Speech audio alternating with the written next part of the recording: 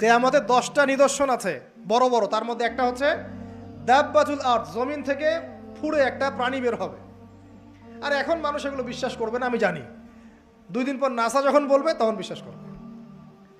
কথা কি বুঝতে পারছেন? তবে প্রাণী এই পৃথিবীর নিচে আছে। রাসূল সাল্লাল্লাহু আলাইহি ওয়াসাল্লাম বলছেন 10টা আলামত না আসা পর্যন্ত কিয়ামত হবেই না। তার মধ্যে একটা হচ্ছে দাব্বাতুল আরদ, জমিন থেকে একটা প্রাণী বের হবে। এবং এই প্রাণী শুধু বেরই হবে না, মানুষের সাথে কথাবার্তা বলবে। এবার মানুষের সাথে কথা বলবে প্রাণী। বিশ্বাস করছেন? এখন বিশ্বাস করছেন না জানি, কিন্তু প্রাণী মানুষের সাথে কথা বলবে। আল্লাহ পাক বলাতে পারেন না? পারেন।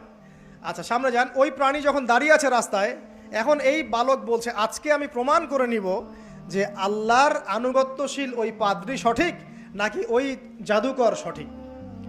এবার সে একটা ইট হাতে নিল, পাথর হাতে নিয়ে এসে বলছে, আল্লাহ তোমার কাছে যদি ওই জাদুকরের কাজের চাইতে এই পাদ্রীর কাজ বেশি পছন্দনীয় হয়, এই ইটের আঘাতে এই জন্তুকে তুমি মেরে ফেলো আল্লাহ। এ বলেছে বিসমিল্লাহ বলে পাথর নিক্ষেপ করলো। নিক্ষেপ করার সাথে সাথেই জন্তু ডেড।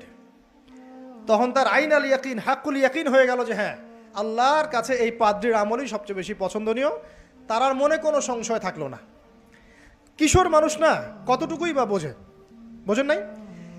এবার তার মধ্যে একটা ইয়াকিন চলে আসলো এবং সে পরিপূর্ণ মুমিন মুসলিম হয়ে গেল। এবার যখন সে রাজ দরবারে যায়, তার কাছে পেশেন্ট আসে। মানে একজন মানুষ এসেছে, সে বলছে যে আমার চোখে সমস্যা।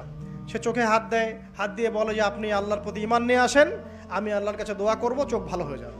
এভাবে পেশেন্ট আসে, সে বলে আল্লাহর প্রতি ঈমান নিয়ে আসেন, আমি দোয়া করব, ভালো হয়ে যাবে। এভাবে আস্তে আস্তে তার নাম এবং খ্যাতি ছড়িয়ে পড়তে লাগলো। যেই তার কাছে আসে সে বলে আগে মুসলিম হন, ইমানদার হন, আল্লাহর প্রতি বিশ্বাস করেন, আমি দোয়া করব, ভালো হয়ে যাবে। চোখ অন্ধ ভালো হয়ে যাচ্ছে, কুষ্ঠরোগী ভালো হয়ে যাচ্ছে, হ্যাঁ, প্যারালাইজড রোগী ভালো হয়ে যাচ্ছে। আলহামদুলিল্লাহ। নবী ঈসা আলাইহিস সালাম এমনটা করেছিলেন না? আল্লাহ পাক চাইলে করতে পারেন।